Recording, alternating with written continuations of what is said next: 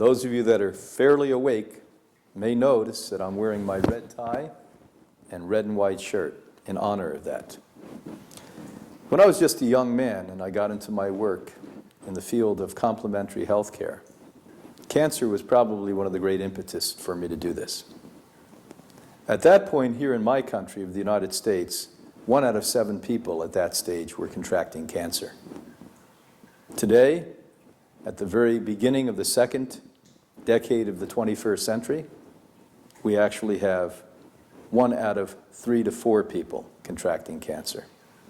If in fact you're a young person listening to me today, anywhere in the West, and you're 55 years old and younger, half of your population and generation, and those younger than you, will contract some form of cancer.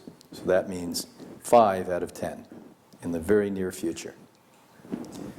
What we have to understand is that if you look at global research, it shows as countries develop, countries like China, countries like India, countries in Indonesia, all of these places, when they look at America and Europe, they aspire to have the wealth that we have and live the way we do.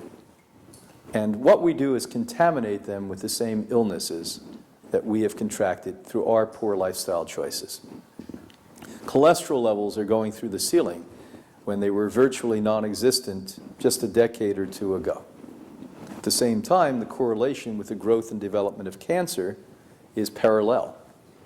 Step by step, the more bad food you eat, the more chemicals you put into your environment, the more stress you give, the more electromagnetic fields that you use, I assure you, the more cancer you're going to see. One of the hardest jobs I have today is to work with a very, very, very young who come here with catastrophic stage 3 and 4 cancers.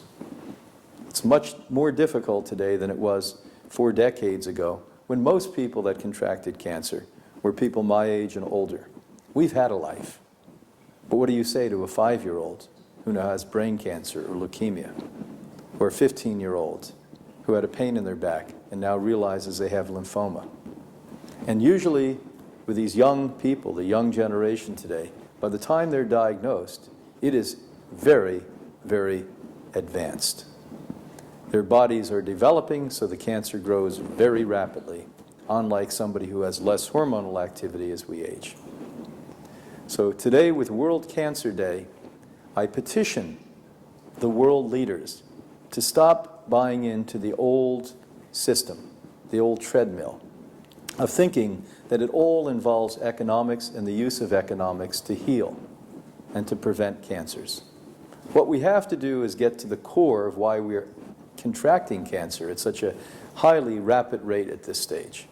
And that really takes very, very serious looking at your lifestyle. I assure you, as even every serious government in the world does, if you change your lifestyle, the what you eat, the way you eat, when you eat, the way you exercise, this alone would probably prevent 75 to 80% of all cancers from occurring. That's where the money has to go. Just sadly, the powers that be aren't going to benefit from that. They want more research money to find the magic after you have the cancer. I want the magic to happen so you don't get cancer to begin with.